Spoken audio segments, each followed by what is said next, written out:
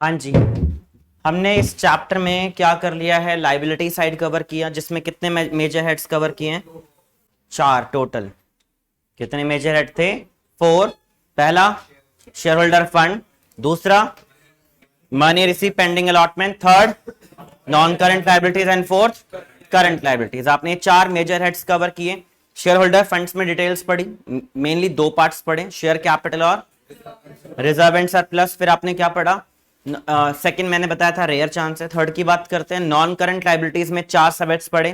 पहला long term borrowings, दूसरा deferred tax liabilities और third other non current liabilities and fourth long term provisions. फिर आपने current liabilities के पार्ट्स पढ़े, जिसमें पहला नाम शॉर्ट टर्म बोरोइंग्स, दूसरा trade payable, third other current liabilities, next short term provisions. ठीक है, आपने ये वाला पार्ट पढ़ा। ये था आपका लाइबिलिटीज कवर पार्ट।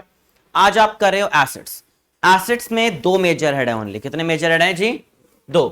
हमने बोला था कि चैप्टर के अंदर आपको जब आप नोट करोगे तो आप हेड, अगर दोनों चीजें पूछी जा रही है, हेड और सब हेड इस तरीके से दिखा देना। एक ही पूछा जाए तो कोई प्रॉब्लम ही नहीं है, तो आप वही डिटेल्स अपने आप डाल दोगे। दोनों आए तो दोनों कॉलम्स बना के आप पॉइंटर वाइज डालते रहना। मैंने आपको बताया 2 ही मेजर हेड है। पहला मेजर हेड बताओ क्या आएगा? Major head non current asset, और दूसरा मेजर हेड, इसके बहुत सारे पार्ट्स हैं वो हम पढ़ते हैं, और करंट एसेट्स के बहुत सारे पार्ट्स हैं वो पढ़ते हैं। तो major head non current asset है। नॉन करंट एसेट का पहला पार्ट क्या है आपका? नॉन करंट एसेट का पहला पार्ट क्या है? Property, plant, equipments and intangible assets. इसका हम दूसरा नाम अगर मैं बोलूं तो क्या होता था? Fixed asset. क्या नाम बोलते थे? फिक्स्ड एसेट को अब ये पढ़ा जाता है property, plant and equipments and intangible asset. इसके अंदर 4 पार्ट्स हैं। पहला टैंजिबल, दूसरा इंटेंजिबल, तीसरा कैपिटल वर्क इन प्रोग्रेस और चौथा इंटेंजिबल एसेट अंडर डेवलपमेंट। अब आपको टैंजिबल इंटेंजिबल पता है क्या क्या आता है टैंजिबल के अंदर? Building, machinery, furniture, plant and equipments. और इंटेंजिबल में क्या आएगा? गुडविल, पेटेंट, आपका कॉपीराइट्स, ट्रेडमार्क, ये सब आपका कहां चला गया? Intangible asset. अब पेपर में आंसर कैसे देना है? अगर आपसे बोल दिया जाए कि प्लांट का मेजर हेड और सब हेड बताओ, तो मेजर हेड क्या नाम दोगे? Non current asset. Major head क्या बोलोगे? और सब हेड क्या बोलोगे? प्रॉपर्टी, प्लांट, इक्विपमेंट्स और इंटेंजिबल एसेट। और ब्रैकेट में जरूर मेंशन करना है टेंजिबल एसेट। क्या मेंशन करना है? टैंजिबल। अगर नहीं किया तो मार्क्स कट जाएंगे। तो ब्रैकेट में लिख कर देना है कि ये किसका पार्ट था, उन चारों में से किसका पार्ट है। ऐसे कोई बोलेगा गुडविल का बताओ, तो major head non current assets, sub head again property, plant and equipments और इंटेंजिबल एसेट, और ब्रैकेट में क्या लिखोगे? Intangible asset. कोई डाउट? अगले 2 पॉइंट्स अगेन बहुत रेयर चांस से आने के, तो उस पर भी हल्का सा आप लगा लो क्रॉस। क्या है अगला? कैपिटल वर्क इन प्रोग्रेस, और दूसरा क्या है आपका? Intangible asset under development. ये भी आपको रेयर है जो मिले। कैपिटल वर्क इन प्रोग्रेस होता क्या है कि अगर कैपिटल नेचर का एसेट अंडर कंस्ट्रक्शन, जैसे बिल्डिंग है, कंस्ट्रक्शन का काम चल रहा है, अब काम चल रहा है तो वो कहां जाएगा? कैपिटल वर्क इन प्रोग्रेस में, क्योंकि अभी कंस्ट्रक्शन पूरी नहीं हुई है। जब तक पूरी नहीं हुई तब तक वो क्या बनेगा आपका? अंडर कंस्ट्रक्शन के हिसाब से कैपिटल वर्क इन प्रोग्रेस में। Same point intangible asset under development क्या होता है? इंटेंजिबल एसेट्स क्या हो गए आपके? पेटेंट्स वगैरह। मान लो अभी रजिस्ट्रेशन होनी बाकी है, तो अगर वो प्रॉपर रजिस्टर्ड नहीं हुआ तो वो अंडर डेवलपमेंट में चला जाएगा। समझ आ गया? ये था आपका पहला सब head, property, plant and equipment and intangible assets. देख लो प्लीज, कोई डाउट है पूछ लो, फिर आगे बढ़ते हैं। लास्ट क्लास में नहीं आया था?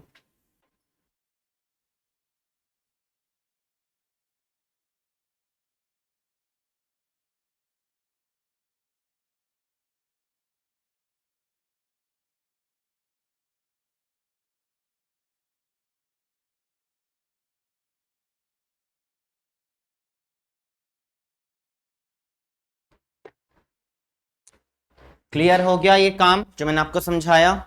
कोई डाउट तो नहीं? बताओ जी। नेक्स्ट है non current investments. Non current investments में क्या जाता है आपका? जब आप अपना पैसा इन्वेस्ट करते हो, इन्वेस्ट कहां करेंगे? शेयर्स में भी हम इन्वेस्ट कर सकते हैं, डिवेंचर्स में भी लगा सकते हैं, बॉन्ड्स में भी। देखो, एक था इशू ऑफ शेयर्स, वो क्या है, शेयर होल्डर फंड। लेकिन मैं क्या बोल रहा हूं, परचेज ऑफ शेयर, खरीद रहे हो आप शेयर्स को, तो वो कहां जाएगा, नॉन करंट इन्वेस्टमेंट्स में, ठीक है। या invested in A limited, invested in B limited लिखा होगा, या म्यूचुअल फंड्स में लगा ले हो, या फिक्स डिपॉजिट आप कर रहे हो, तो आप अपना पैसा इन्वेस्ट कर रहे हो, और इन्वेस्ट करोगे तो कहां जाएगा, नॉन करंट इन्वेस्टमेंट में। कोई डाउट, क्लियर, ज्यादा डिटेल्स नहीं है, छोटे छोटे पॉइंट्स हैं अभी आपके पास, बहुत ज्यादा पॉइंट्स नहीं बचे। नेक्स्ट क्या है आपका, मैंने बताया था नहीं मिलेगा आपको, deferred tax asset, extra tax पे कर देना, इसको छोड़ो, आप इग्नोर करो अभी।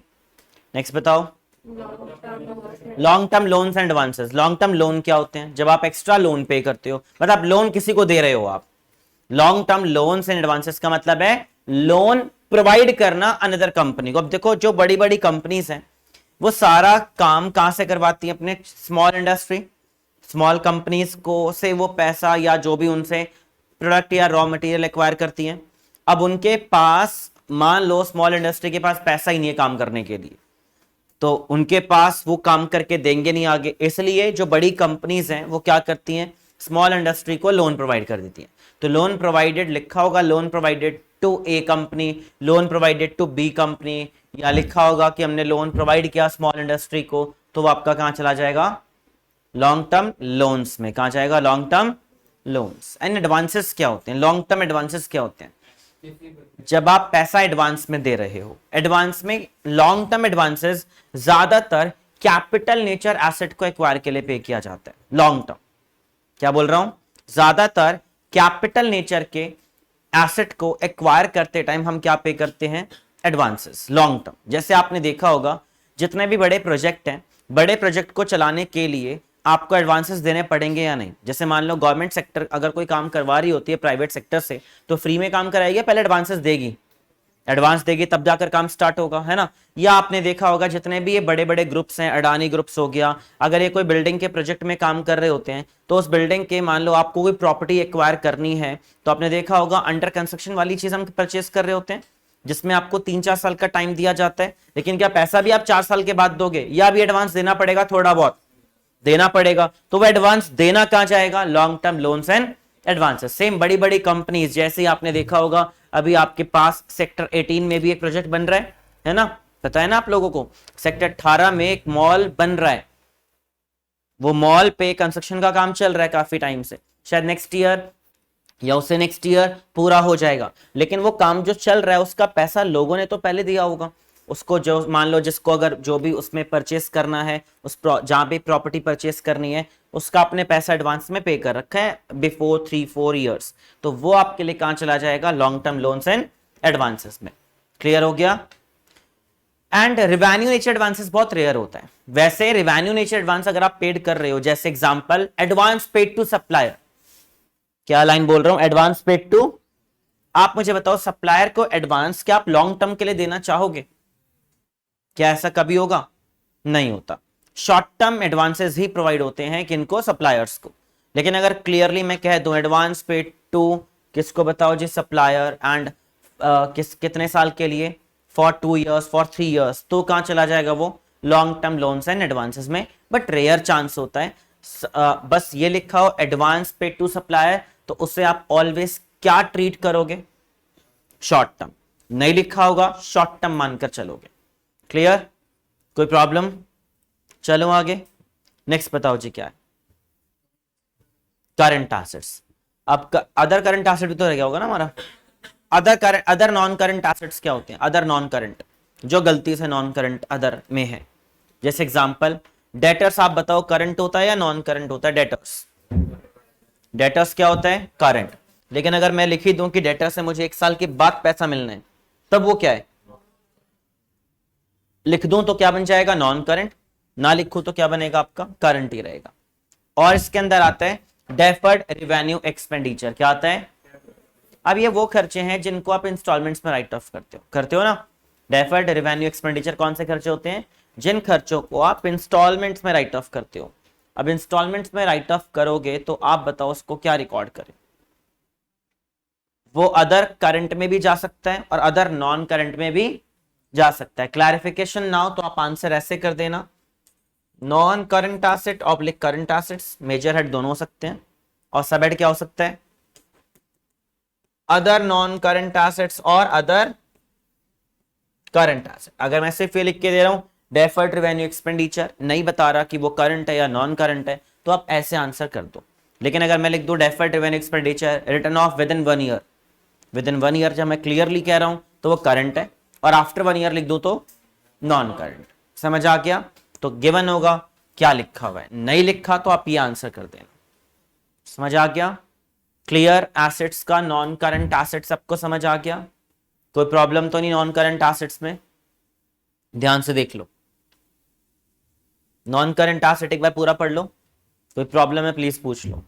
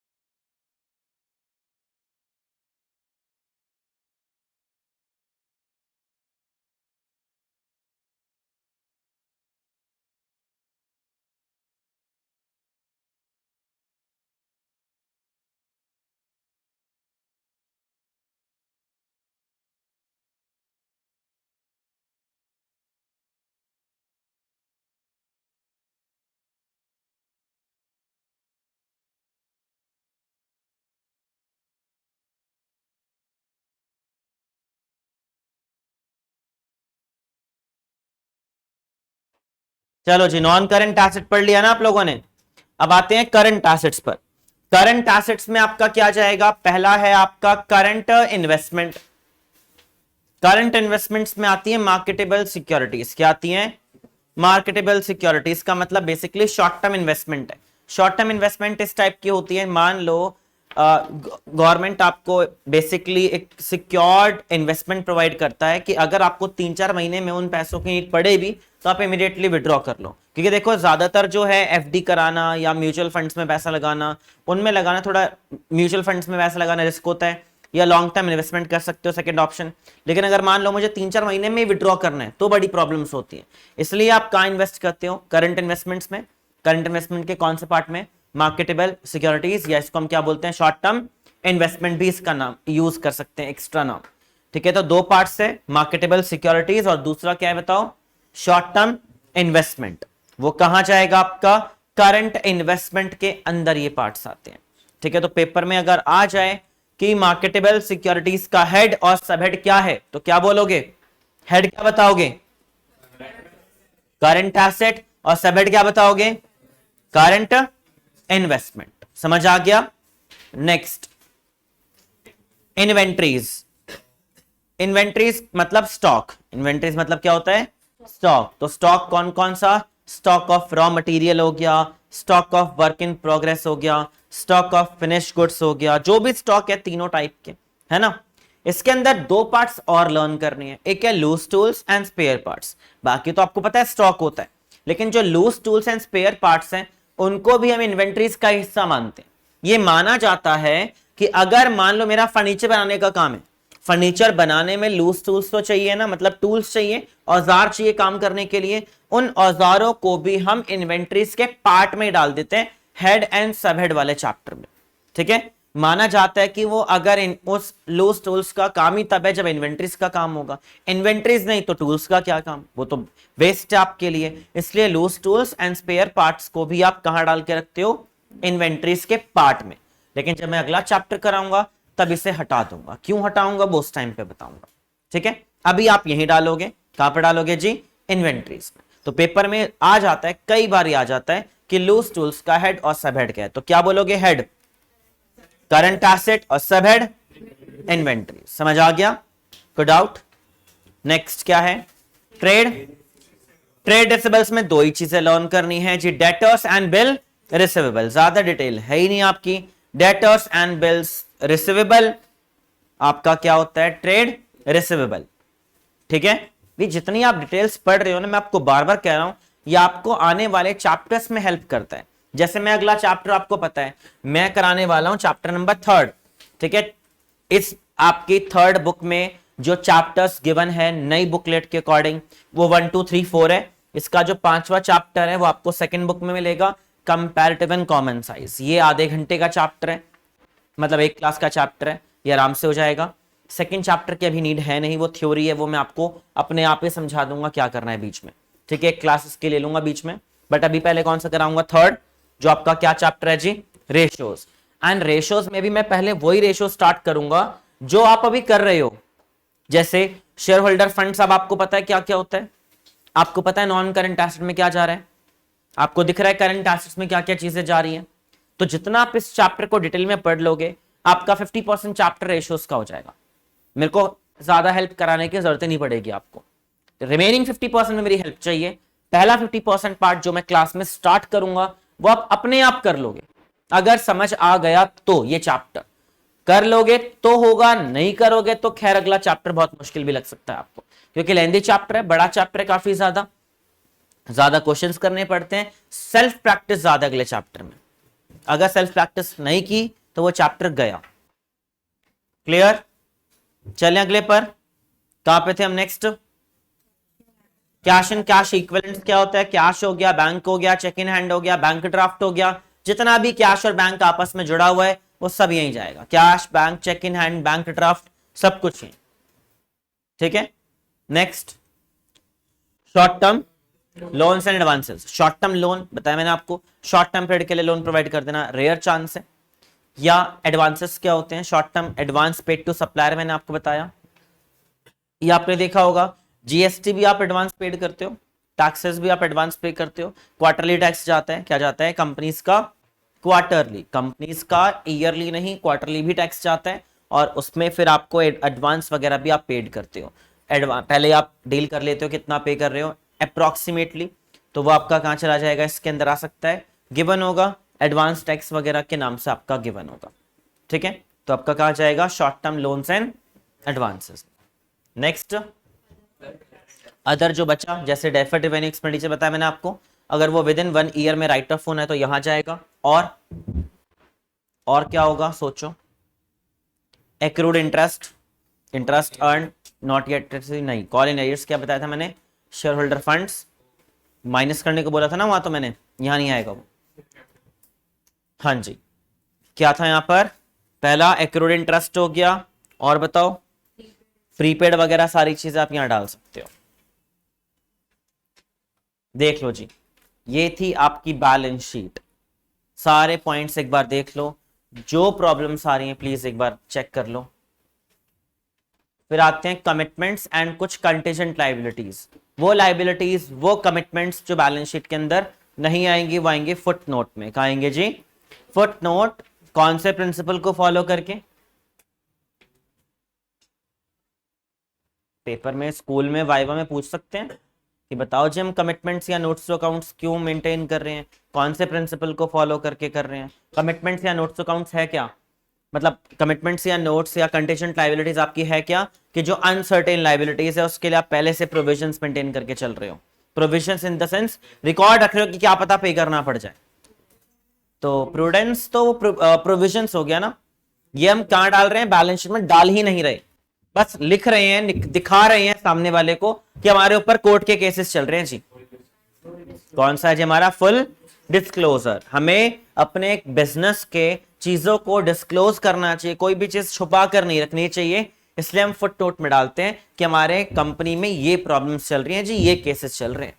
ठीक है, ताकि आगे कोई प्रॉब्लम ना आए। कल को कंपनी सोल्ड आउट करो तो सामने वाले को पता रहे कि इस कंपनी पे कौन से अनसर्टेन लाइबिलिटीज है। यहां तक पढ़ लिया।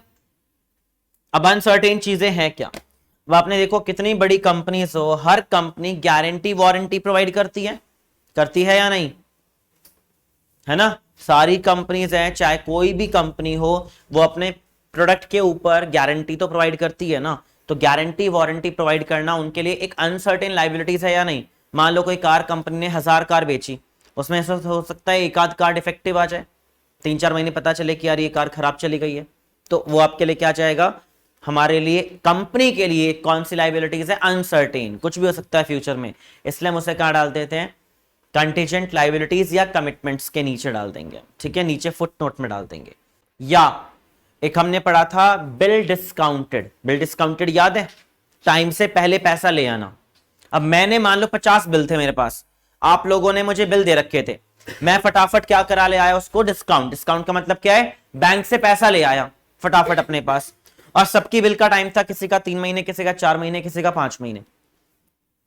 अब बताओ 3-4 महीने के बाद मिलेगा ना बैंक को पैसा, आप तो ले आए, आपके हिसाब से आपका पैसा आ गया, लेकिन आपको डर रहेगा या नहीं कि यार वो बिल डिसऑनर ना हो जाए। तो अगर लाइन लिखी हो bill discounted but not matured, तो वो कहां जाएगा आपका, एक कंटीजेंट लाइबिलिटीज, मतलब आप तो पैसे ले आए बट अभी डर है कि क्या होगा, तो कहां जाएगा बताओ, कंटीजेंट लाइबिलिटीज। और सोचो क्या होना चाहिए, तो और के लिए आप नीचे एक बार पॉइंट्स के वन एक बार आप रीड कर लो, पेज नंबर किस पे है, 10.8 पर नीचे गिवन है आपको कंटीजेंट लाइबिलिटीज एंड कुछ कमिटमेंट्स हैं, आप लर्न कर लो। रेयर चांस है बट हमें पता होना चाहिए क्या होता है, आना चाहिए, बाय चांस आ गया तो पता तो रहेगा कम से कम।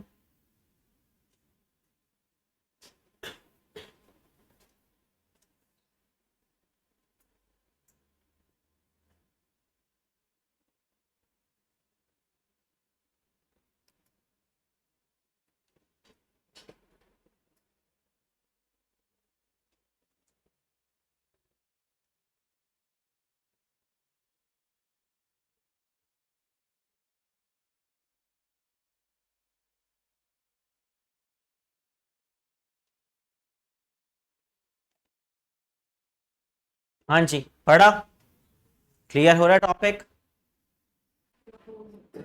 हाँ, प्रपोज डिविडेंड क्या होता है? प्रपोज डिविडेंड होता है जो इस साल अनाउंस किया और पेमेंट मैं कब करूंगा जी?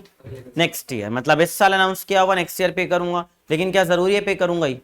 कल को प्रॉफिट नहीं हुआ तो, है ना? जैसे मैंने बोला है, लास्ट ईयर बोला था कि मैं अगले साल पार्टी दूंगा, जो थोड़ा दूंगा ही। ठीक है, इस साल अनाउंस किया कि अगले साल दूंगा। तो अनाउंस मतलब प्रपोज करना। प्रपोज डिविडेंड क्या होता है? अनाउंस कर देना, बट अभी तक डील नहीं किया, वो तो नेक्स्ट ईयर होने वाला है। ठीक है, ये आपका प्रपोज डिविडेंड होता है, इसलिए इसे भी हम कंटीजेंट में डालते हैं। कोई भरोसा नहीं नेक्स्ट ईयर क्या होगा, कंपनी लॉसेस में चलेगी तो क्या होगा, कैसे आप डील करोगे?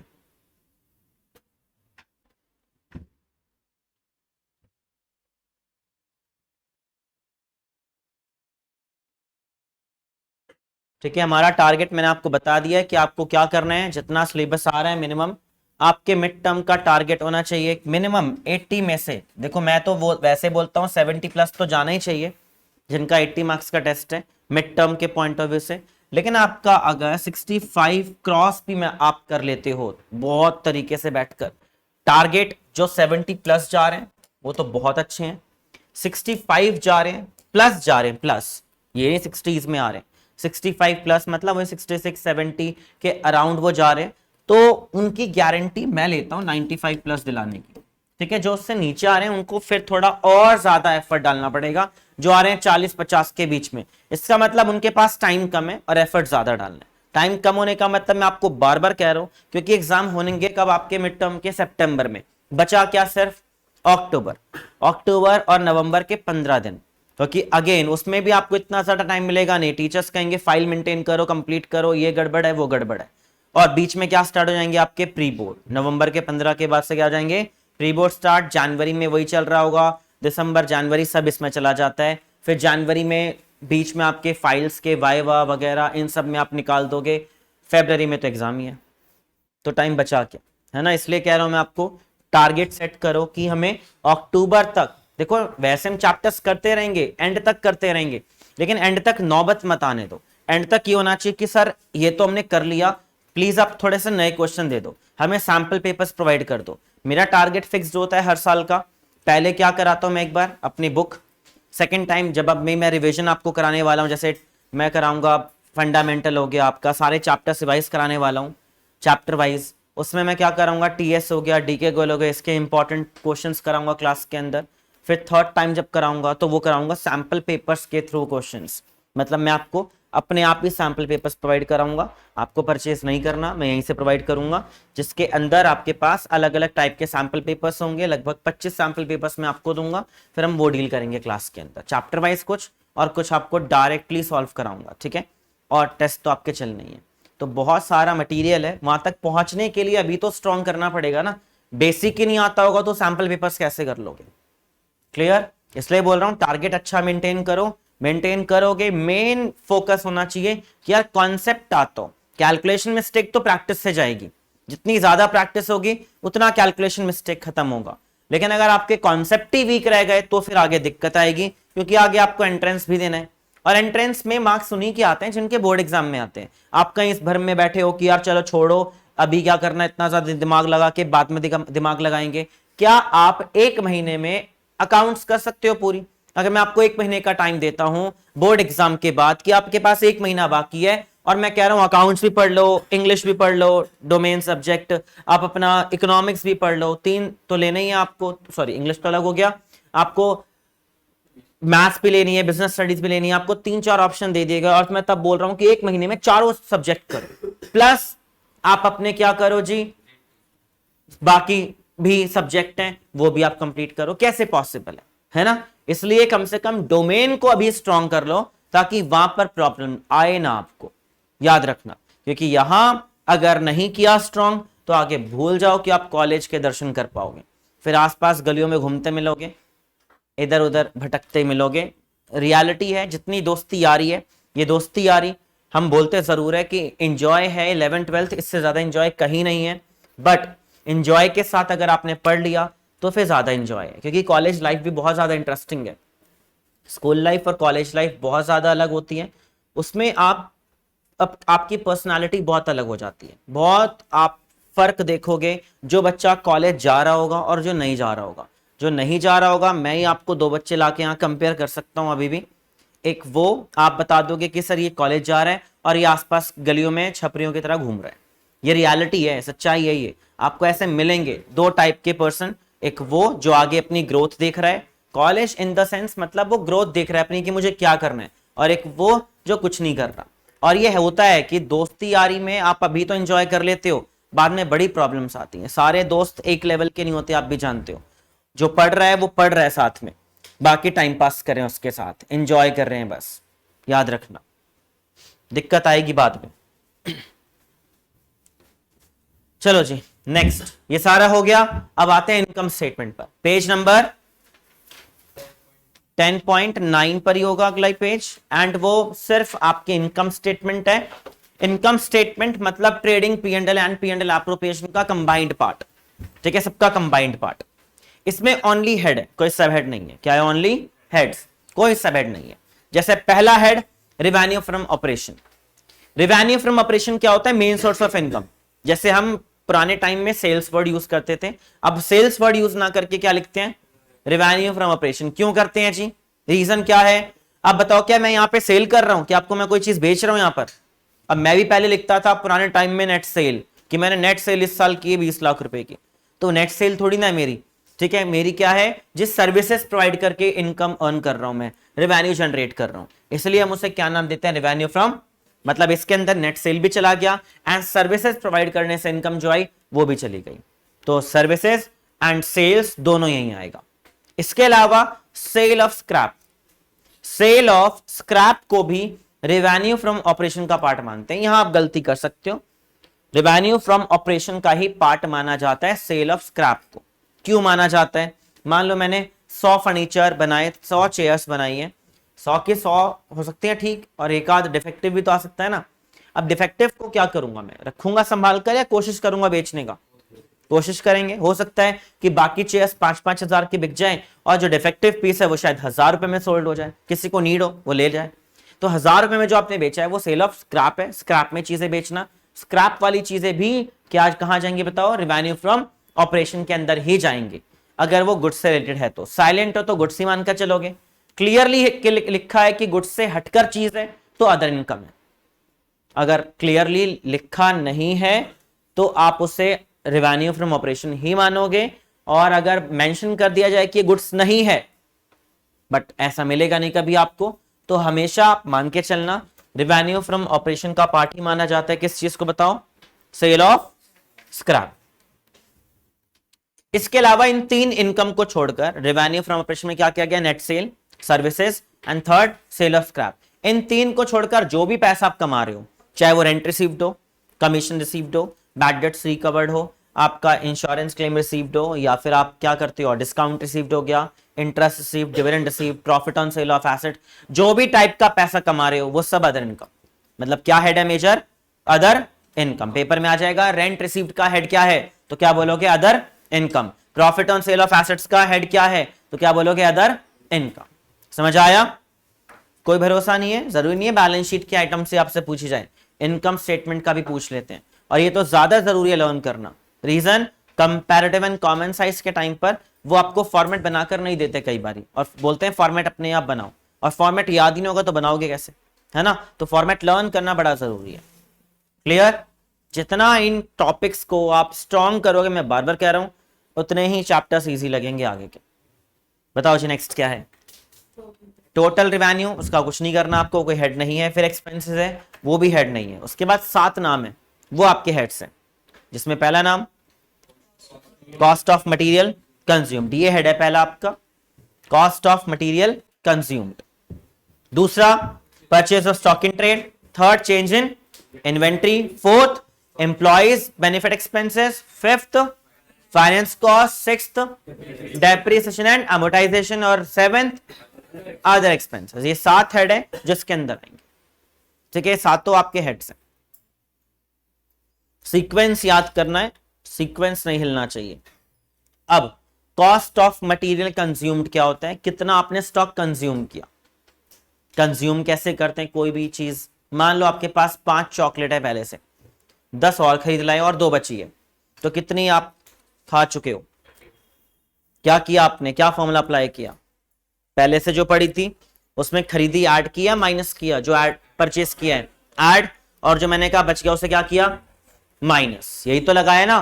तो कंजम्पशन का यही फॉर्मूला होता है, ओपनिंग इन्वेंट्री पहले से कितना पड़ा है add net purchase minus closing inventory. क्या फॉर्मूला है, कॉस्ट ऑफ मटेरियल कंज्यूम्ड का क्या फॉर्मूला बोल रहा हूं, opening inventory plus net purchase minus closing inventory. इसको हम क्या बोलते हैं, कॉस्ट ऑफ मटेरियल कंज्यूम। छोटे छोटे वर्ड्स मैं आपको यूज कर रहा हूं, वो प्लीज आप लिख लिया करो, ताकि जब भी आप ये चैप्टर फ्यूचर में रिवाइज करो तो आपको याद रहे कि यार इसके अंदर इतनी बातें हैं बस। इसलिए मैं आपको बता रहा होता हूं कि यार उसमें इतना ही पॉइंट है, डिटेल में नहीं जाना, ज्यादा पॉइंट इतना है। क्लियर। उसके बाद है क्या है बताओ, purchase of stock in trade. Purchase of stock in trade क्या होता है, स्टॉक खरीदना, मतलब नेट परचेज। नेट परचेज के बैलेंस को हम कहां डालेंगे, purchase of stock in trade में। क्लियर। ऊपर भी डाला है, लेकिन दो दो टाइप के बिजनेस होते हैं, एक में जो कंजम्पशन का, जो मैन्युफैक्चरिंग का कंपनीज हैं, और एक में जो डायरेक्ट ट्रेडिंग कर रही है। अब जो डायरेक्ट ट्रेडिंग करेगी वो कहां जाएगा, purchase of stock in trade में। और एक कंपनी दोनों काम भी करती हैं, मटेरियल भी खरीदती हैं और सीधा स्टॉक भी खरीदती हैं, तो दोनों पार्ट्स अलग अलग हो गए। ठीक है। Third, change in inventory. Change in inventory मतलब opening inventory minus closing inventory, opening inventory minus closing inventory. इनमें से सारे आइटम्स गिवन नहीं होते, कई बार कुछ गिवन होगा, कई बार कुछ गिवन नहीं होगा, डिपेंड है सिचुएशन पर। Opening inventory minus closing inventory आपका क्या चला जाएगा, चेंज इन इन्वेंट्री। अब आता है मेजर, इनमें कोई एक्सप्लेनेशन नहीं होती। मेजर आता है एम्प्लॉइज बेनिफिट एक्सपेंसेस। इसके अंदर बताओ जी कौन कौन से खर्चे जाएंगे। एम्प्लॉइज को क्या क्या देते हो आप, हाँ जो मैंने आपको 4 नाम बताए थे लास्ट क्लास में, प्रोविडेंट फंड हो गया आपका, पेंशन हो गया, ग्रेजुटी हो गया, लिव इन कैशमेंट हो गया, और क्या देते हो एम्प्लॉइज को, सबसे important salary, wages, bonus, commission, allowances देते हैं हम उनको, जैसे मेडिकल अलाउंसेस दे दिया गया, एंटरटेनमेंट अलाउंसेस दे दिया गया, ट्रैवलिंग अलाउंसेस दे दिया गया, डियरनेस अलाउंसेस दे दिया गया। जो भी आप इंश्योरेंस या जो भी आप काम उनके लिए कर रहे हो वो सब कहां जाएगा, आपका एम्प्लॉयज बेनिफिट एक्सपेंसेस में। जहां भी एम्प्लॉयज का काम हो रहा है, जो भी आप एम्प्लॉयज को दे रहे हो, सब इसी हेड में जाएगा। क्लियर, आ रहा है समझ। नेक्स्ट बताओ जी, फाइनेंस कॉस्ट में क्या जाएगा, फाइनेंस कॉस्ट में जाता है फाइनेंस को रेस करने के लिए जो आप पेड कर रहे हो, मेनली इंटरेस्ट पेड, क्या आएगा, मेन इंटरेस्ट पेड आएगा। दूसरा सोचो और क्या देते हैं हम अपने, ब्रोकरेज तो अलग पॉइंट हो गया ना, वो नहीं आएगा इसके। आपका लोन लेने के पॉइंट ऑफ व्यू से, लोन लेना मतलब डिवेंचर से लोन लेते हैं या नहीं, डिवेंचर्स मतलब पब्लिक से पैसा उधार लेना। पब्लिक से जब पैसा उधार लेते हो तो कभी कभार उधार लेते टाइम आपको डिस्काउंट देना पड़ता है। मान लो मैं आपको कह रहा हूं कि मुझे 9 लाख रुपए दो, फ्यूचर में 10 लाख दूंगा, तो मुझे कितने रुपए का लॉस हुआ अभी, वो 1 लाख मेरे लिए क्या है, discount on issue of debentures. क्या है बताओ, discount on issue of debentures भी हमारा फाइनेंस कॉस्ट का पार्ट माना जाता है। लोन प्रोसेसिंग फी भी यहीं जाएगा। एक होता है बैंक चार्ज और एक होता है loan processing fee. Bank charge तो बैंक फैसिलिटी यूज करने के लिए आप कर रहे हो, वो कोई फाइनेंस कॉस्ट नहीं हुआ। लेकिन लोन प्रोसेसिंग फी क्यों मांग रहे हो आप, क्यों दे रहे हो आप, क्योंकि आप लोन ले रहे हो, इनडायरेक्टली फाइनेंस ले रहे हो, तो फाइनेंस लेने पर जो आप एक्स्ट्रा पे कर रहे हो वो फाइनेंस कॉस्ट होता है। ठीक है, उधार लेने पर जो भी आप एक्स्ट्रा पेमेंट कर रहे हो, mainly interest, discount on issue of debentures and आपका लोन प्रोसेसिंग फी। बाकी 3-4 एग्जांपल्स और होंगे, वो आप लर्न कर लेंगे। क्लियर हुआ, कोई डाउट यहां तक, समझ आ रहा है टॉपिक। फिर आपका है डेप्रिसिएशन एंड अमोर्टाइजेशन। डेप्रिसिएशन क्या होता है, टैंजिबल एसेट की वैल्यू का कम होना, और अमोर्टाइजेशन क्या होता है, इनटैंजिबल एसेट की वैल्यू कम होना। जब इनटैंजिबल की वैल्यू कम होती है तो उसे हम क्या बोलते हैं, अमोर्टाइजेशन, एंड टैंजिबल कम होता है तो क्या बोलते हैं, डेप्रिसिएशन। तो पेपर में आ जाएगा गुडविल रिटर्न ऑफ, तो कहां जाएगा जी, depreciation and amortization. Clear. Last जो बचा, क्या बचा, हाँ एग्जाम्पल तो दो, क्या होते हैं अदर एक्सपेंसेस, क्या एग्जाम्पल होने चाहिए, रिपेयर्स हो गया, बैड डेट्स हो गया, एडवर्टाइजमेंट पे करना, प्रोविजंस क्रिएट करना, लॉसेस भी तो है ना साथ में हमारे, और कैरेज इनवर्ड, कार्टेज आउटवर्ड, है ना, सारा पावर फ्यूल सब यहीं जाएगा। ठीक है, ट्रेडिंग P&L का पॉइंट नहीं है, जो बाकी हमने पढ़ लिया उनके अलावा जो बचा सब यहीं जाना है। ठीक है, क्लियर। बाकी हमने प्रॉफिट्स कैलकुलेट किया, फिर टैक्स पे किया, तो नेट प्रॉफिट आफ्टर टैक्स बचा, उसका काम हम बाद में करेंगे। मेजर ये 2 पॉइंट्स ऊपर, रिवेन्यू फ्रॉम ऑपरेशन, दूसरा क्या है अदर इनकम, ये 2 लर्न करने हैं। और बाकी क्या याद करना है, बाकी 7 हेड्स मैंने आपको बताए हैं एक्सपेंसेस के, वो लर्न करने हैं। ये थी आपकी क्या जी, इनकम स्टेटमेंट। ध्यान से देख लो, कोई पॉइंट में दिक्कत है बैलेंस शीट के, एक बार आप लर्न करो, देखो कोई डाउट है तो।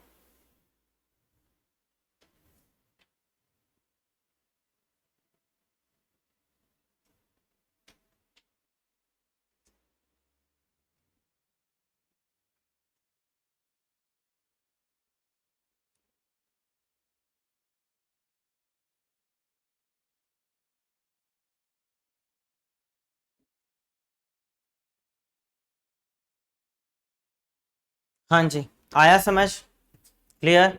अब आपका काम क्या है, आपको टोटल क्वेश्चन करने हैं 1 to 19। अगले पेज पर आपके सारे क्वेश्चन से गिवन है, मैंने कुछ होमवर्क भी दिए थे शायद आपको, कुछ बच्चों को भूल गया था बाकियों को देना, तो अब आपको पूरा कंप्लीट करना है 1 to 19।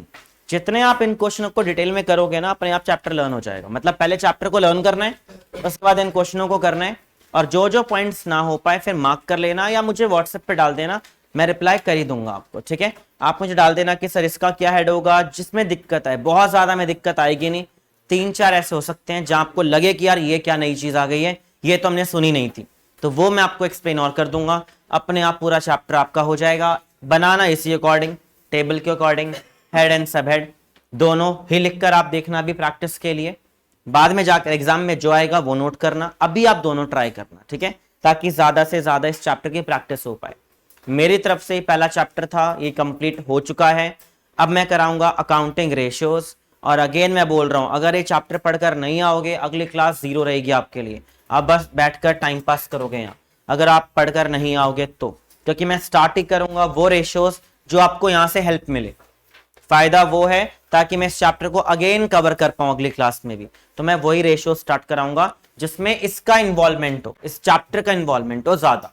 ठीक है, तो आपको लर्न कर लेना है ताकि अगली क्लास में आप बैठ कर और मैं बैठकर देखूं जी क्या चल रहा है क्लास में, क्योंकि अगली क्लास के जो क्वेश्चंस होंगे वो थोड़ी सी मैथ्स है, थोड़ी सी कैलकुलेशन है, और उसमें आपको मजा आएगा। ठीक है, इतना मुश्किल नहीं है, मजा आएगा।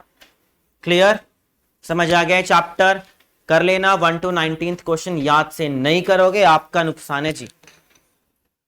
और मैंने टेस्ट लेना है 18 से 20 के बीच में, मैं आपका 80 मार्क्स वाला टेस्ट लूंगा पूरे, कौन सा जी, फर्स्ट बुक का। उसके बाद मैं आप लोगों के पेरेंट्स को बुलाऊंगा, हो सकता है पहले भी बुला लूं और हो सकता है बाद में बुला लूं, मैं आपको 1-2 दिन में और कंफर्म कर दूंगा। चांस है कि मैं टेस्ट के बाद बुलाऊं, मतलब 24-25 के आसपास आपके पेरेंट्स को बुलाऊं, और कैटेगरीज वाइज बुलाऊंगा। उसमें मैं मार्क्स पे डिपेंड है, जिसके 80 में से 40 से नीचे उसकी अलग कैटेगरी, 40 से 50-60 तक अलग, 60 से अबव अलग, ताकि मुझे ही पता चले कि यार किसको और क्या करना है और किसको सुनाना है। आप अपने आप देखो कि आप पेरेंट्स के साथ कैसा चाहते हो, आप चाहोगे कि यार हमारी तारीफ हो, हमारी बुराई हो, या हमारा क्या हो, वो आप पे डिपेंड है, आप कैसा परफॉर्म करते हो। फर्स्ट बुक का पूरा टेस्ट होगा 80 मार्क्स का। अब 80 नंबर का अगर मैं पहली बुक का ले रहा हूं, इसका मतलब सब कुछ होगा उसके अंदर, हेड एंड गुडविल से लेकर लोन अकाउंट, कैपिटल एडजस्टमेंट, दोनों हर चीज सब कुछ इन्वॉल्व होगा। इनडायरेक्टली पूरी बुक आपका बहुत स्ट्रांग हो जाएगा, तो जरूर करना है, नहीं करोगे आपका ही नुकसान है। मैं आपको बार बार कह रहा हूं, मैं आपको बार बार नहीं समझाऊंगा, अगस्त तक और समझाऊंगा, उसके बाद समझाने का टाइम ही नहीं बचेगा। आप सोचोगे मैं समझाऊंगा, उसके बाद खुद आपको डर लगेगा अब हम क्या करें। याद रखना, ठीक है। मिलते हैं जी नेक्स्ट क्लास में।